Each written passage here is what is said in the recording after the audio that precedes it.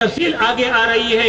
نبی اکرم صلی اللہ علیہ وسلم نے مرد کے حوالے سے فرمایا الرجل راع وهو مسئول عن رعیته، مرد نگران ہے اور اس کی رعیت کے بارے میں یعنی بیوی اور بچوں کے بارے میں قیامت کے دن سوال ہوگا، تم نے بیوی کی کیا تربیت کی، تم نے بچوں کو کیا تربیت کی، اسی لیے تو حکم دیا قوا انفسکم واہلیکم نارا، اپنے آپ کو بھی آگ سے بچاؤ، اپنے اولاد کو بھی آگ سے بچاؤ، اسی لیے حکم دیا وَأْمُرْ أَهْلَكَ بِالصَّلَاةِ وَاسْتَبِرْ عَلَيْهَا، خود بھی نماز کی پابندی کرو اور اپنے گھر والوں کو بھی نماز کا حکم دو۔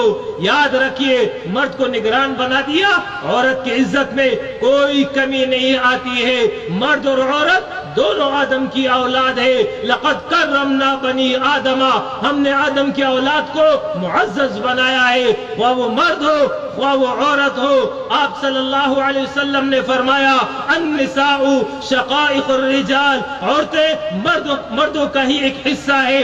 اللہ فرما رہا ہے من عمل صالحا من ذکر او انثى وهو مؤمن فلنحيينه حياة طيبة ولنجزينهم اجرهم باحسن ما كانوا يعملون، جو بھی کوئی نیک عمل کرے گا تم میں سے، چاہے وہ مرد ہو چاہے وہ عورت ہو، بشرطے کہ وہ مؤمن ہو، اللہ اس کو حیات طیبہ عطا کرے گا اور اس کو بہترین اجر سے نوازے گا، اس کے عمل سے بھی زیادہ بہتر۔ دوسری جگہ ارشاد فرمایا انی لا اضیع عمل عامل منکم، تم میں سے کسی کے عمل کرنے والے کے عمل کو میں ضائع نہیں کروں گا، من ذکر او انثى، خواہ وہ عمل کرنے والا مرد ہو یا عورت ہو، بعضکم من بعض، تم آپس میں ایک ہی ہو، لہذا عورتیں یہ نہ سمجھیں کہ ہمارا مقام کم ہے، نہیں، تمہارا مقام اپنی جگہ ہے، مرد کا مقام اپنی جگہ ہے۔ استحکام خاندان کے لیے دوسرا کام اسلام نے یہ کیا، اول کام مرد کو نگران بنایا، دوسرا کام یہ کیا کہ شوہر اور بیوی کی حیثیت سے دونوں کے حقوق اور فرائض متعین کر دیے، جس کا خلاصہ یہ ہے کہ بیویوں سے متعلق ہدایات قرآن و حدیث کی روشنی میں یہ ہے فالصالحات قانتات حافظات للغیب بما حفظ اللہ، صالح بیویاں شوہروں کی اطاعت گزار، اللہ کی توفیق سے شوہروں کی غیر موجودگی میں ان کے ناموس کی محافظ ہیں۔ اس آیت میں ان خواتین کی تعریف کی گئی جو نیک اطاعت گزار اور ناموس کی محافظ ہو۔ شوہر کی اطاعت کے حوالے سے احادیث میں کیا مضمون ہے، ارشاد فرمایا اگر میں سجدے کی اجازت دیتا، حکم دیتا کہ اللہ کے علاوہ یہ سجدہ کرنا کسی اور کے لیے جائز ہوتا اور تو پھر میں کسی کو سجدہ کرنے کا حکم دیتا، تو فرمایا تو میں عورت کو حکم دیتا کہ اپنے شوہر کو سجدہ کر۔ دوسری حدیث میں ارشاد فرمایا المرأة راعیۃ فی بیت زوجها، عورت ذمہ دار ہے شوہر کے گھر کی، وہی مسئولۃ عن رعیتها، قیامت کے دن اس کی رعیت کے بارے میں اس سے سوال ہوگا۔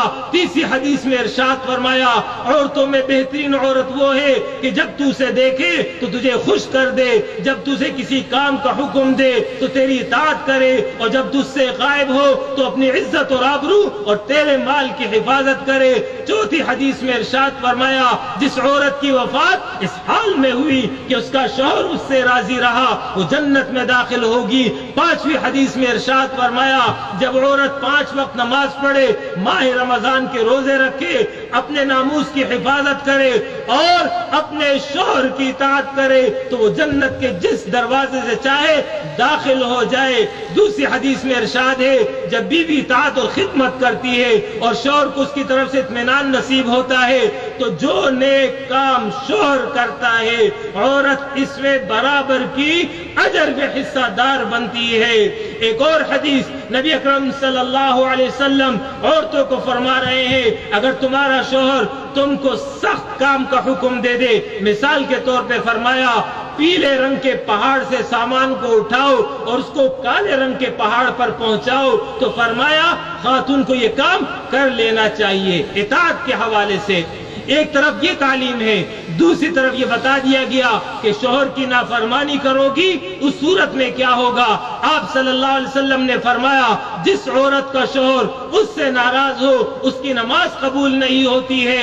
دوسری حدیث میں ارشاد ہے جب عورت اپنے گھر سے اس حال میں نکلتی ہے کہ اس نکلنے کو اس کا شوہر پسند نہیں کرتا، تو اس عورت پر ہر وہ فرشتہ جو آسمان میں ہے، ہر وہ شے جو جس پر یہ عورت گزرتی ہے، سوائے جن و انس کے، سب اس پر لعنت کر رہے ہوتے ہیں یہاں تک کہ وہ واپس لوٹ آئے۔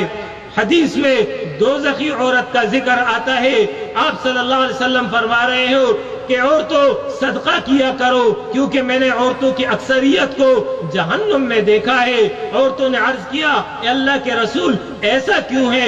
فرمایا تو اپنے شوہروں پر بہت لعن طعن اور ناشکری کرتی ہو، اس کی وجہ یہ ہے۔ دوسری حدیث میں ارشاد ہے کہ اگر تم کسی عورت کے ساتھ عمر بھر احسان کرتے رہو مگر وہ تمہاری کسی کوتاہی کو دیکھ لے تو فوراً کہہ دیتی ہے کہ میں نے کبھی بھی تم سے کوئی بھلائی سرزد ہوتے نہیں دیکھی ہے، یہ ناشکری ہے جس کی وجہ سے وہ جہنم میں جا رہی ہے۔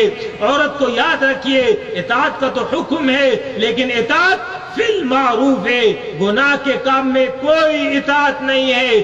لا طاعت لمخلوق فی معصیت الخالق۔ شوہر اگر کہے کہ بیوی تم پردہ نہ کرو، بیوی لازماً پردہ کرے گی۔ شوہر یہ کہے کہ تم غیر محرم مردوں کے ساتھ مخلوط مجلس میں جاؤ، عورت کبھی اس کام کو نہیں کرے گی۔ لا طاعت لمخلوق فی معصیت الخالق۔ مخلوق کی اطاعت جائز نہیں ہے جس میں خالق کی نافرمانی لازم آتی ہو۔ یہ تو بیویوں سے متعلق ہدایات تھی، شوہر پر کیا حق ہے بیوی کا؟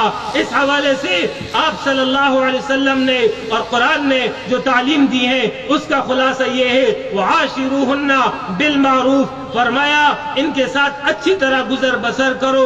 آپ صلی اللہ علیہ وسلم فرما رہے ہیں عورتوں سے متعلق میرا تاکیدی حکم سن لو، بے شک یہ عورتیں پسلی سے پیدا کی گئی ہیں، اگر تم نے اس کو سیدھا کرنے کی کوشش کی سیدھا نہیں کر سکو گے بلکہ اس کو توڑ دو گے۔ اس حدیث میں عورت کو تشبیہ دی ہے پسلی سے، یہ معنی نہیں ہے کہ عورت واقعی پسلی سے پیدا کی گئی ہے، جیسے عرف عام میں معروف ہے کہ حوا آدم کی پسلی سے پیدا ہوئی، نہیں، بلکہ آدم اور حوا دونوں مٹی سے پیدا کیے گئے ہیں۔ یہ جو مثال ہے وہ اس معنی میں ہے کہ اللہ رب العالمین نے عورت کے مزاج میں، اس کی فطرت میں ٹیڑھ پن اور کجی رکھی ہوئی ہے، یہی اس کی خوبصورتی ہے، اسی کے ساتھ گزارا کرو۔ اگر تم نے اس کو سیدھا کرنے کی کوشش کی، پسلی کو اگر کوئی سیدھا کرے گا سیدھا نہیں کر سکے گا، توڑ دے گا۔ عورت کو سیدھا کرنے کی کوشش کرو گے عورت کو سیدھا نہیں کر سکو گے بلکہ عورت کو توڑ دو گے۔ عورت کا توڑنا کیا ہے؟ دوسری حدیث میں ارشاد فرمایا کہ پھر تم اس کو طلاق دے دو گے، لہذا گزارا کرو۔ دوسری حدیث میں ارشاد فرمایا تم میں سے کوئی اپنی بیوی کو اس طرح نہ مارے جس طرح اپنے غلام کو مارتا ہے۔ خیرکم خیرکم لأہلی وانا خیرکم لأہلی۔ تم میں سب سے بہترین شخص وہ ہے جو اپنے اہل خانہ کے ساتھ بہترین حسن سلوک رکھنے والا ہو۔ دوسری حدیث میں ارشاد فرمایا کامل مومن وہ ہے جس کا اخلاق سب سے اچھا ہو اور اپنے اہل خانہ کے ساتھ وہ نرمی کا رویہ رکھتا ہو۔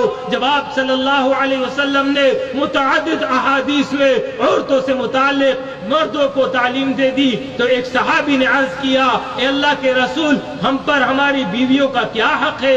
واضح طور پہ فرما دیجئے۔ آپ صلی اللہ علیہ وسلم نے فرمایا جس معیار کا تم کھاتے ہو پہنتے ہو اسی معیار کا اپنی بیویوں کو کھلاؤ اور پہناؤ۔ خبردار ان کے چہروں پر مت مارنا، خبردار ان کی برائی مت بیان کرنا، خبردار ان کو گھروں سے نہ نکالنا۔ ہاں اختلاف پیدا ہو جائے کمرے میں علیحدگی اختیار کر دو۔